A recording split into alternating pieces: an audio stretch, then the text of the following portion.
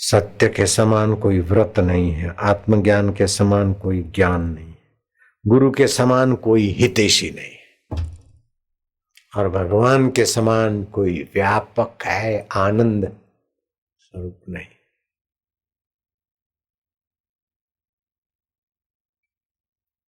तो जिन्होंने मंत्र दीक्षा लिया होता है उनको 33 प्रकार के फायदे होते होते और होते हैं। बरकत भी बढ़ती, बीमारी भी मिटती, झगड़े भी मिटते, क्या क्या होता है। भगवान शिव जी ने पार्वती को कहा कि निगुरे का कोई ठिकाना नहीं, दीक्षा लेनी चाहिए। कबीर जी ने भी कहा निगुरे का नहीं कोई ठिकाना, निगुरे के सारे शुभ कर्म भी आम में जल जाते। तो पार्वती को वामदेव गुरु से दीक्षा दिलाई, भोले बाबा ने, महाकाल बाबा ने, और रामकृष्ण परमहंस को भद्रकाली माता प्रकट हुई और बोला कि तुम तोतापुरी गुरु से दीक्षा ले लो। तो बोले माता जी तुम्हारा तो दर्शन हो रहा है, फिर मैं दीक्षा क्यों लूं? बोले माता जी को याद करते माँ आती तो आनंद होता है, मैं अंतर्धान हो जाती तो तुम वहीं के वहीं। माँ जिससे माँ है और बेटा जिससे बेटा, उस दोनों आत्मा परमात्मा की एकता का ज्ञान तो गुरु की कृपा से ही होगा। गुरु कृपा ही केवलम, शिष्य से परम मंगलम। तो रामकृष्ण को काली माता ने कहा तोतापुरी गुरु से दीक्षा ले। और नामदेव महाराष्ट्र में थे और इतनी बड़ी भक्ति, दृढ़ भक्ति, भगवान को एकटक देखते देखते भगवान दर्शन दो करके चुप चुप हो जाते, तो भगवान की मूर्ति से प्रकाश निकलता और भगवान प्रकट होते। ऐसे नामदेव जब तीर्थ यात्रा को गए तो ज्ञानेश्वर महाराज, मुक्ताबाई आदि तीर्थ यात्रा करते करते गोरा कुम्हार के यहाँ रात को ठहरे। तो गोरा कुम्हार के यहाँ सावता माली और दूसरे संत आए थे। वो एक ठापी पड़ी थी। तो मुक्ताबाई ने पूछा ये क्या है साधन? बोले ये घड़ा पक्का है कि कच्चा, वो देखने का साधन है। तो बोले हम भी तो ब्रह्मा जी के घड़े हैं, हम पक्के हैं कि कच्चे हो, हमारी भी जांच कर लो। तो सब संतों की टाल पर, मैं तुम्हारे टाल पे नहीं मारूंगा, वो टाल पे अपनी टाल पे लगा रहा हूं, ठोका। तो सब संत न दुखी न सुखी समवान, लेकिन नामदेव की टाल पर ठोका। लगता है ऐसे कोई परीक्षा होती क्या? हम मिट्टी के घड़े हैं क्या? संतों ने कहा ये कच्चा घड़ा है। अपनी तपस्या को क्रोध से बचाने में विफल, समता नहीं हुई, इसका गुरु नहीं है। बोले मेरे को तो भगवान के दर्शन होते हैं। अरे भगवान के दर्शन होते तो क्या बड़ी बात है, भगवान भी गुरु करते हैं। कृष्ण का भी गुरु थे, राम के भी गुरु थे। तू निगुरा है, तू कच्चा है। नामदेव को दुख हो गया तो नामदेव गए मंदिर में, माझा विठ्ठला लवकरिया माझा पांडुरंगा, मैं काय करून काय नाही करू मलाच माहित नाही। सगळे संत मिलून मिलून बोलते, काय काही सांगते, ओ विठ्ठला रे माझा विठ्ठला लवकर या माझा। जो महाराष्ट्र के वे हाथ ऊपर करो, वो समझ गए। ऐसे ही बोलते हैं मराठी में, माझा विठ्ठला लवकर या, प्रकट हुआ माझा विठ्ठल भगवान प्रकट हुए। बोले संत मिलकर मेरे को कच्चा गड़ा बोलते हैं। बोले तू कच्चा है तो भगवान पक्का करो। बोले ये काम मेरा नहीं, ये काम गुरुओं का है। शिवो बाखेचर जंगल में फलानी जगह रहते हैं, वो पहुंचे हुए गुरु हैं, उनसे दीक्षा लेगा तब तू पक्का बनेगा। सुख दुख में साम, लाभ हानि में साम, जीवन मरण में साम। ये नश्वर शरीर को उतार, आत्मा शाश्वत है और मैं आत्मा हूँ। ऐसा ज्ञान जो गुरु करावे, ऐसा सतगुरु का चेला बनेगा, तब पक्का गड़ा बनेगा। जरा जरा बात में दुखी हो जाए, जरा जरा बात में रोने लग जाए, जरा जरा बात में पकड़ जाए, जरा जरा बात में सुकड़ जाए तो कच्चा घड़ा है। क्षणे रुष्टा क्षणे तुष्टा, रुष्टा तुष्टा क्षणे क्षणे समवान।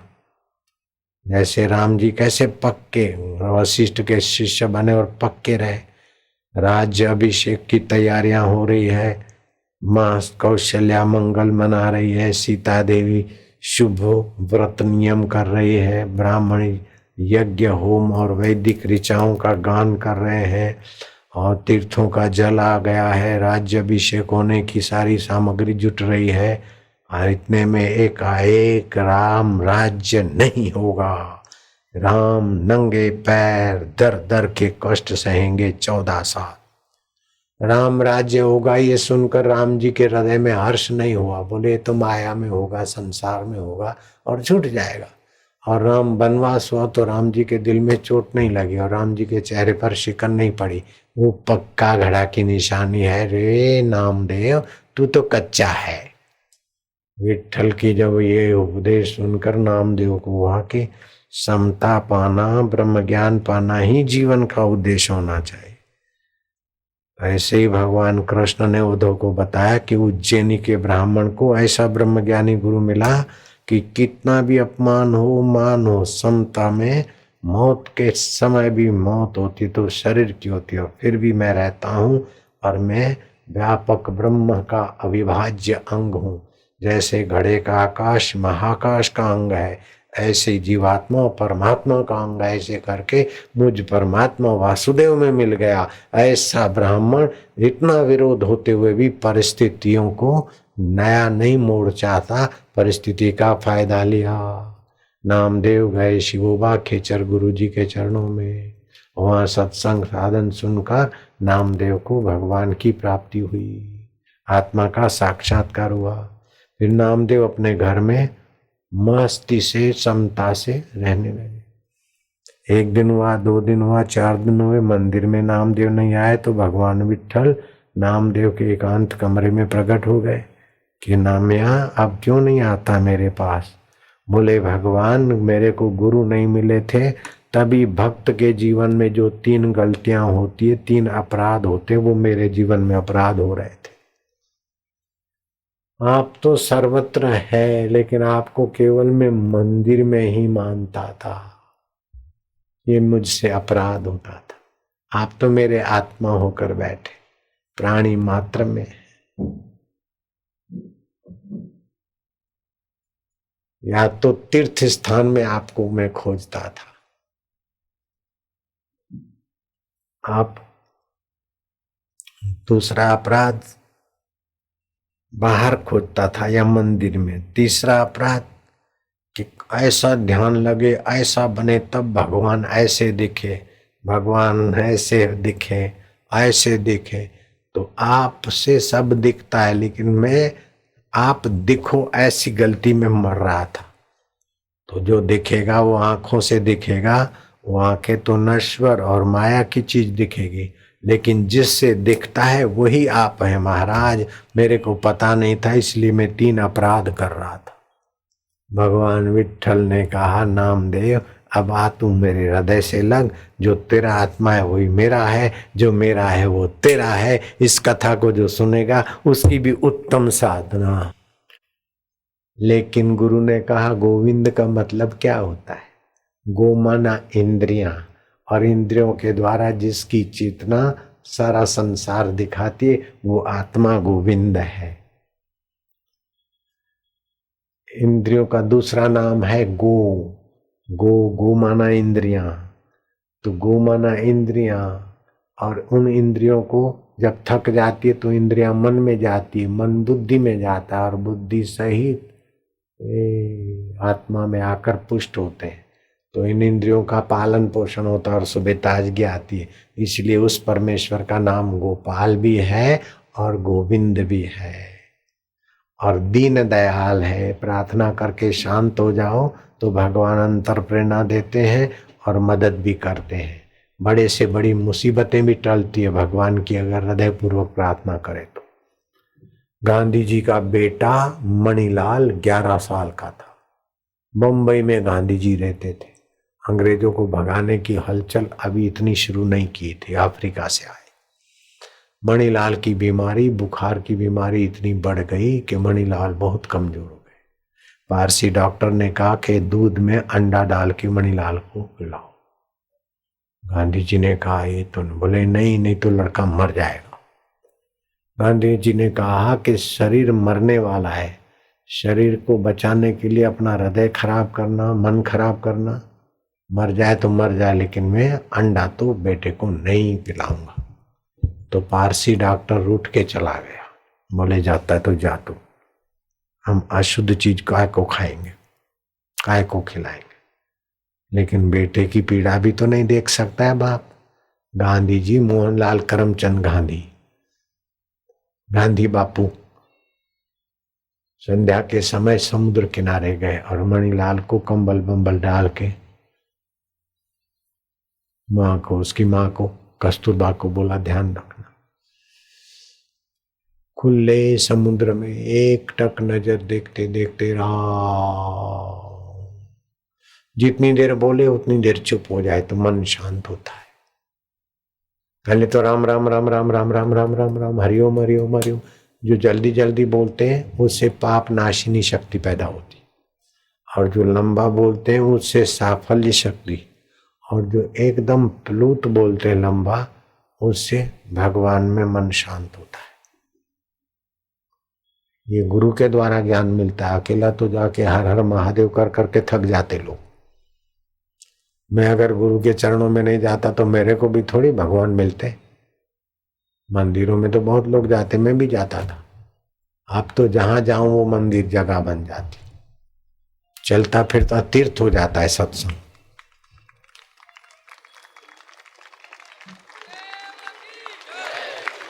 मन मन का उसकी माला है, तन उसका एक शिवाला है। जब देखो भोला भाला है, जंगल में जोगी बसता है। आत्मा देव में उसकी रसता है। कि सत्संग के द्वारा सूझबूझ मिलती है कि कैसे जप करें। तो गांधी जी गांधी जी ने भागवत की कथा सुनी थी, और कथा में तो सब सुनने को मिले। ऐसे करके शांत होते गए, शांत होते गए तो प्रार्थना पहुंच गई अंतर्यामी भगवान को। और वो तो सारी दुनिया को पैदा करे, हिलावे, ऐसी शक्ति तो भगवान में है ही है। वो पसीना पसीना हुआ और मणिलाल वहां ठीक होने लगा।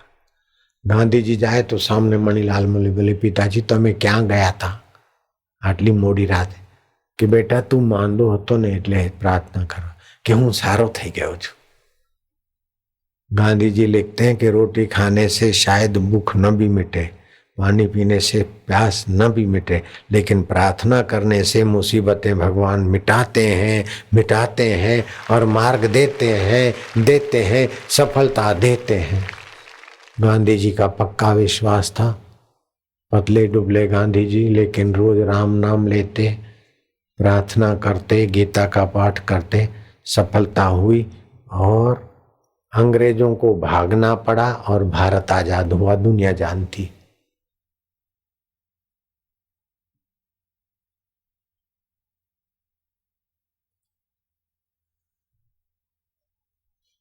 बतिया से चंपारण जा रहे थे गांधी जी। उस जमाने में 3rd क्लास गाड़ियां थी, 2nd class, 3rd class, 1st class, चुक चुक चुक चुक चले।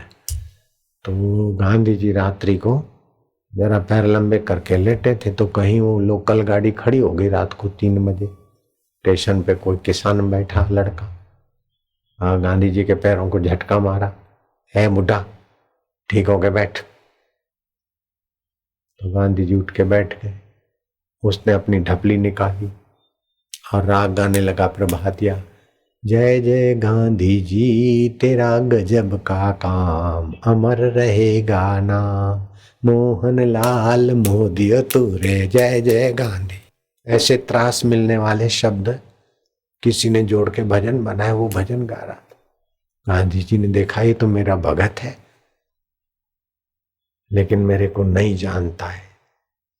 गांधी जी भी चुप रहे।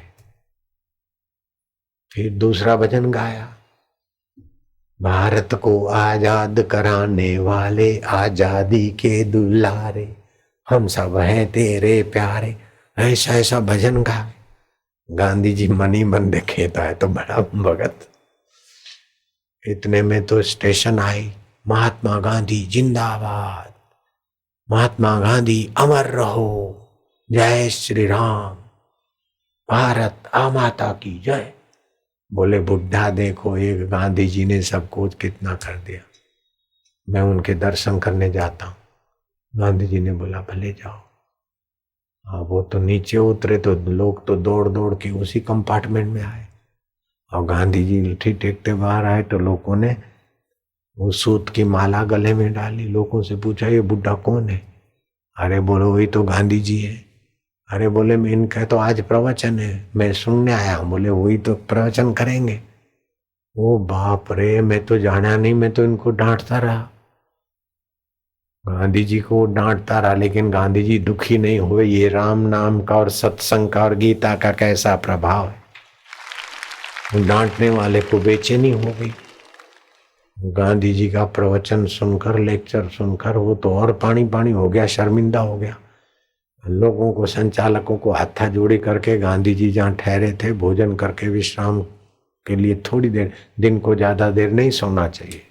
जो दिन को खाना खाकर नींद करते हैं उनको रोग पकड़ लेते हैं। हाँ, रात्रि का जागरण है तो थोड़ा सो लिया, बाकी नहीं तो दिन की नींद खाए हुए रस को रोगों में बदलती है और मोटापा देती है, पेट बाहर कर देगी, प्रसूति जैसा आदमी का पेट हो जाए जुआनी में। दिन को ज्यादा नहीं सोना, 10-5 मिनट लेट लिया बस हो गया।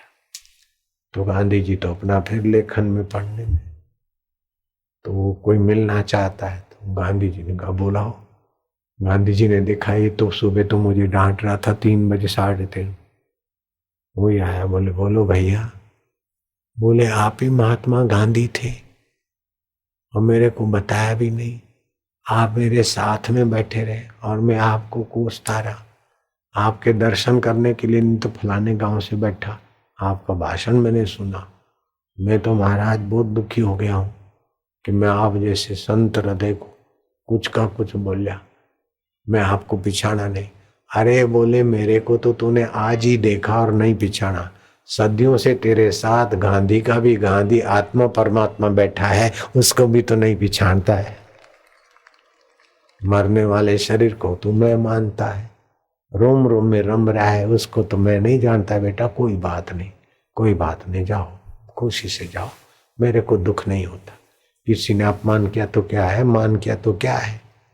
मान पुड़ी है जहर की, बोलो मान पुड़ी है जहर की, खाए सो मर जाए, खाए सो मर जाए, चाह उसी की राखता, चाह उसी की राख, वो भी अति दुख पाए। वो भी अति दुख। मान योग्य कर्म करो, लेकिन वाह वाही में मैं लंकापति रावण हूं, मान मान में तो मर गयो बेटो। हर बार मैंने दे दिया सलाई, हर बार मैंने दे दिया सलाई। अभिमान मत करो, मत कर रे गर्व गुमान, गुलाबी रंग उड़ी जावेलो, उड़ी जावेलो रे फीको, पड़ी जावे घो माटी में मली जावे गो, पाछो नहीं आवे गो। काई रे लायो भाया, काई लाई जावे गो, धन जो बन थारा जोर जवानी, अठे मिली जावेगो, पाछो नहीं आवेगो, माटी में मली जावेगो। तो अभिमान किसका करे? हाँ, अगर अभिमान करना है तो असली अभिमान कर। दो होते नकली अभिमान और एक होता है असली अभिमान। पैसा मेरा, में पैसे वाला, में सत्ता वाला, में घर वाला, में मकान वाला, में गोरा, में ऐसा वैसा, ये नकली अभिमान है। दूसरा अभिमान होता है मैं जाट हूं, मैं खाट हूं, मैं टाट हूं, मैं फलाना हूं, मैं फलाना हूं, मैं ब्राह्मण हूं, मैं वैश्य हूं, मैं उज्जैन का हूं, ये सामाजिक अभिमान। और तीसरा होता है असली अभिमान, मैं अमर आत्मा चैतन्य हूं और परमात्मा का हूं, परमात्मा मेरे हैं, मैं परमात्मा का, शरीर मरने के बाद भी हम अमर रहेंगे और हमारे प्यारे अमर रहेंगे। ओम ओम ओम ओम ओम ओम ओम ओम ओम ओम, जय जय श्री राधे।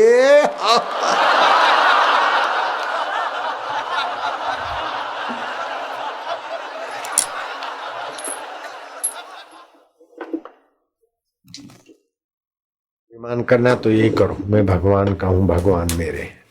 रात को सोते समय बिस्तर पर बैठ गए, पश्चिम के तरफ सिराना करके सोओगे तो तुम्हारी चिंता बढ़ेगी, चिंता पीछा नहीं छोड़ेगी। अगर उत्तर के तरफ सिराना करके सोते हो तो बीमारी तुमको पकड़ेगी। या तो पूर्व के तरफ हो या तो दक्षिण के तरफ सिराना होना चाहिए। तो रात को सोते समय अच्छा काम हुआ, भगवान को अर्पण कर दिया, गलती हो गई तो माफी मांग लो, तू मेरा है मैं तेरा हूं। शरीर तो एक दिन छूट जाएगा, मैं फलाना हूं, इधर का हूं उधर का हूं, ये तो इधर मर जाएगा, लेकिन आत्मा परमात्मा का, परमात्मा आत्मा का। मैं तेरा हूं ना, मैं थारा हूं ना, हे प्रभु मैं तेरा हूं ना। ऐसा करके एक हाथ अपना एक भगवान को पकड़ के भगवान से थोड़ी बात करो, फिर सीधे लेट जाओ। श्वास अंदर आता है राम, बाहर आता है तो एक। श्वास अंदर आता है कृष्ण, शिव, गोविंद, जो भी मंत्र अच्छा जपते जपते सो जाओ। एक तो ये बात है। और दूसरा मंत्र ऐसा आया कि चित्त के दोषों को अगर दूर करना हो, बुरी आदतें छोड़नी हो तो दीक्षा ले ले, त्रिबंध करके प्राणायाम कर, और रात को ये सोते समय मंत्र कर ले। कितना मंत्र करना है? 10 बार, 5 बार, 25 बार, जितना होता है। नींद आ जाए बस, तो 6 घंटे तुम्हारी नींद भी भगवान की भक्ति में बदल जाएगी। और ये मंत्र बड़ा भारी चमत्कार करता है। जिन्होंने गुरु दीक्षा लिया है उनको ये मंत्र फलेगा। गुरु गीता का पाठ करने वालों को ये मंत्र फलेगा। मंत्र है ओम चित्तात्मिका महाचित्तिम चित्त स्वरूपिणीम आराध्यामि। चित्तजान रोगान शमय शमय। ओम ठम ठम ठम स्वाहा, ठम ठम ठम स्वाहा। तो ये ठम बीज मंत्र है और इस मंत्र में 6 बार है। इसका अर्थ क्या हुआ कि हे चित्तात्मिका महाचित्त शक्ति चैतन्य आत्म शक्ति, मैं तेरी आराधना करता हूँ, मेरे चित्त के सारे रोगों का शमन कर दे, शमन कर दे। हिंदी में तो समझ गए। ये प्रार्थना खाली फिर जपना है ओम ठम ठम ठम स्वाहा, ठम ठम ठम स्वाहा। ओम ठम ठम ठम स्वाहा, ठम ठम ठम स्वाहा। सोते सोते जपते जपते सो गए। 1-2 दिन में ही आपको लगेगा कि कितने चित्त के दोष, चिंता, बीमारियों का शमन करने का रास्ता मिल जाएगा। जब हम गुरु मंत्र देते हैं तो ऐसी ढंग से मंत्र देते हैं और ऐसे प्राणायाम करते हैं, कराते हैं कि आपकी बुद्धि रहती कहाँ है पता है, और काम कहाँ करती है। बुद्धि रहती है हृदय में, रात को सोती है इधर, और काम करती दिन में। चोटी रखते हैं उसके नीचे नाड़ी जाल है, उसमें बुद्धि का कार्यालय है। तो गर्दन को ऐसा दबोच के, कई लोग ऐसा करते हैं, नहीं, गर्दन सीधी और गर्दन को ऐसा दबोच के 20-25 प्राणायाम करवाते, जिससे बुद्धि का कार्यालय बढ़िया हो जाए। तो इस मंत्र को फिर से याद कर लो कि हे महाचित्ती चैतन्य सत्ता, मेरे चित्त के दोषों को शमन कर। ओम ठम ठम ठम स्वाहा, ठम ठम ठम स्वाहा। ठम ठम ठम बोलने से जो जीव का आंदोलन पैदा होता है, उससे जो तुम्हारे न्यूरॉन्स और केंद्र है उसमें वाइब्रेशन होंगे, वो तुम्हारे दोषों को, रोगों को हरने में बड़ी मदद करेगा। मेरे को ये 68 साल की उम्र में ये मंत्र शास्त्र से मिला है और मैंने जपा, परसों भी जपा था थोड़ा सा, कल और आज सुबह जपा, और इससे बड़ी फुर्ती आ जाती। नहीं तो सुबह ध्यान में मन इधर उधर चला जाए, ऐसा वैसा हो जाए। इसमें एकदम चित्त के दोष दूर हो जाते, और फिर इधर उधर हो तो हरि ओम ठम ठम ठम स्वाहा, ठम ठम ठम स्वाहा। एक टक दे। चित्त जो जो शांत होता जाएगा त्यों चैतन्य से एक होता जाएगा, क्योंकि वास्तविक में तुम्हारा सीधा संबंध आत्मा परमात्मा के साथ है। शरीर के साथ तो थोड़े दिन तुम्हारा संबंध है, हाउस के साथ और ऑफिस के साथ, रांधिका के साथ, खिलौनों के साथ तुम्हारा थोड़े दिन का संबंध है, लेकिन परमात्मा के साथ का संबंध कोई तोड़ नहीं सकता। जिसके साथ संबंध कोई तोड़ नहीं सकता उसका नाम है परमात्मा, और जिसके साथ संबंध सदा तुम्हारा कोई जोड़ नहीं सकता उसका नाम है शरीर और संसार। शरीर और संसार से संबंध कोई सदा के लिए जोड़ नहीं सकता, और आत्मा परमात्मा का संबंध कोई तोड़ नहीं सकता है। ये बात सुनकर जिससे नहीं टूटे उसको अपना मान ले, और जिससे टूटता है उसका सदुपयोग कर ले। तेरे दोनों हाथों में लड्डू है, मौज ही मौज थी। तो शरीर आपका तंदुरुस्त रखो और मन रखो उज्जैन के ब्राह्मण जैसा तंदुरुस्त। चाहे कोई कितना भी कोसे, कितना भी अन्याय करे, चाहे कितना भी अधोवायु करे, चने की दाल खाकर वो ब्राह्मण के आगे आते, ब्राह्मण खाना खाए और वहां बमबाजी करे, ऐसे हरामी लोग। उज्जैन नगरी का ब्राह्मण बेचारा भोजन करे